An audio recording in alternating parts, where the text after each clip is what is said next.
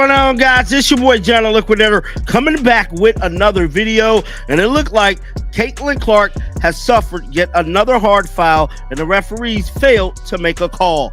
Caitlin Clark just got Bodus slammed on live TV like it was WrestleMania, not a WNBA game, and guess what? The refs did absolutely nothing again. Are the officials just huge Atlanta Dream fans, or are they legally blind with selective hearing? Either way, buckle up, because this isn't just a basketball game, it's a full-on drama series where Clark plays the lead, the villain, and apparently the punching bag. You won't believe what just went down in Atlanta. See, when I say this, the Atlanta Dream, not quite Nate Tibbetts. If you guys know anything, like Nate Tibbetts, literally like he would throw 17 different looks at Caitlin per quarter. He would throw a different look at Caitlin every single possession. However, there she was, Caitlin Clark, the walking basketball highlight reel, breathing the same court air as the Atlanta Dream, and somehow surviving what can only be described as an experimental contact sport, because apparently the WNBA has quietly rebranded from professional basketball to professional body slamming, and the refs, oh, they must have been watching an entirely different game, or maybe they thought they were officiating a WWE tryout. The year and another case of WNBA referees dropping the ball, not making the right calls when it comes to Caitlin Clark. Bruh, how we one game away for the start of the season and we have already Caitlin Clark getting fouled extremely hard. Look back at the referee like, damn. Let's set the stage. Caitlin Clark, fresh off proving she has the court vision of a hawk on espresso and the shooting range of a military-grade sniper, enters the game with composure, talent, and the deeply offensive habit of making defenders look like human traffic cones. Naturally, this sort of excellence can't be tolerated, so what did the Atlanta Dream do? Defend better, adjust their strategy, learn from tape. How much of the jealousy of Clark is because the insane amount of publicity she gets? How much of the jealousy is because she gets so much money from endorsements? How much of it is because she's white? How much of it because she's straight? I have no idea. And I have no idea what percentage of the women are jealous and to what degree. I can't get in their minds. I have no idea. I don't know if the black players are more jealous than the white players. They're all jealous. Well, I don't think all of them. Some of them, most of them seem to be. But all I know is that the refs, if the players are going to treat her, be physical with her, the refs have to protect her, not because she's Caitlin Clark, but because the fact that it's the right thing to do. They charge at her like she stole their pregame meal, and the referees, oh, they respond with the same energy you'd expect from someone whose shift ended 10 minutes ago and who just wants to go home and forget this whole mess. There's no urgency in their whistles, just a general indifference that screams, I'm not getting paid enough for this. Nothing to see here, folks, just an elite player being shoved around like she wandered into a clearance bin at a Black Friday sale where the only thing getting a discount is respect. Y'all got it. And that's exactly how I'm feeling right now, bro. Like, at this point, watch this play, guys. It was like a flash of light that we saw from the Jersey. Scorewalker Jimbo was talking to the official about no call whatsoever. No call whatsoever. But they will call Caitlin Clark getting a technical.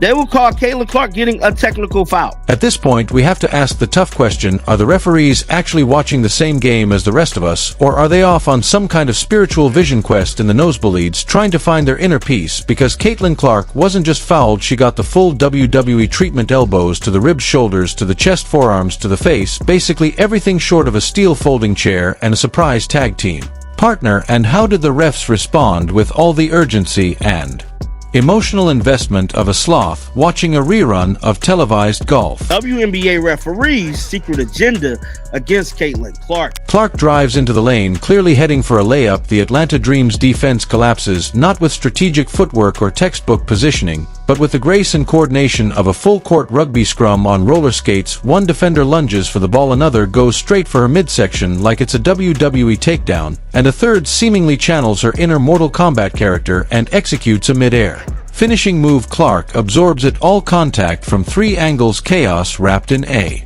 basketball uniform, and the whistle, oh, it's silent, muted, absent, possibly on vacation. You could practically hear the referee's inner monologue, let them play, which is fine if this were a neighborhood pickup game in 1994, where nobody calls fouls and shirts versus skins was still a thing, but in a professional WNBA game, not so much. The crowd gasps, Clark hits the hardwood, and the game moves on like nothing happened, as if she had merely tripped on her own greatness rather than been body checked into. Next week, the only thing more invisible than the foul was the official sense of duty. One of the biggest hurdles for Caitlin Clark at the Indiana Fever last season was the WNBA referees. Now, the front office made it their business to revamp the team, bring in more aggressive players to help them get further in the WNBA season and possibly win a WNBA championship. But before any of that stuff can even get done, we have to take a look at the misguided missile that can destroy everything this upcoming season, and that is the WNBA referees and this secret agenda. And let's not pretend this was a one-time fluke. This wasn't some isolated moment of officiating laziness. It was a consistent display of referee improv. The rules optional contact encouraged fouls. A charming suggestion. At one point, Caitlin was dribbling up the floor and caught a shoulder check that would have drawn a 15 yards penalty in the NFL. She bounced back up because, let's face it, Clark's made of tougher stuff than the refs' spines, and kept going. The referee closest to the hit stared blankly into the abyss, possibly reconsidering all of life's choices that led to this moment. Meanwhile, on the Dream's bench, you could practically hear the game plan being whispered. If you can't guard her, just deck her. It's not defense, it's denial in motion, and the officials, rather than establishing order, have become bystanders in fluorescent shirts. Indiana Fever fans, we got another W in the preseason against the Atlanta Dream, 81-76. There's a lot that went on in this game. So this was a very competitive game. All the way through, they were given full court defense on Caitlin Clark. For the most part of the game, the starters did sit after 3. Caitlin Clark finished with 13, 7, and 6. She could have had 12 to 15 assists. Wait until you see the highlights. She did drop a couple bombs. She hit 3 3-pointers. We did get a... But here's the punchline. Even while being targeted like a piñata at a birthday party for frustrated defenders, Caitlin Clark still played brilliantly, because of course she did. It's Caitlin Clark. You could drop her in the middle of a rugby scrum and she'd still find a way to nail a step back 3 despite spending the game being tossed around like luggage at the airport by handlers who clearly skipped fragile training. She managed to run the offense with machine-like precision. No scratch that, more like symphonic grace, because the way she find her teammates, that's not just basketball, that's jazz in motion, free-flowing and unpredictable yet masterfully composed. While defenders look like they're stuck buffering in slow motion, Clark's out there calculating passing angles with the cold precision of a quantum computer and the flair of a street magician. She's 2 plays ahead while everyone else is still trying to figure out where the ball went. And now let's talk stats, because numbers don't lie. Even when referees do trip over their own whistles or decide that body checking is apparently legal, now Clark didn't just survive the chaos she conducted. If this would have been a regular season game, I believe Caitlin Clark very much flirts with a triple-double in this game.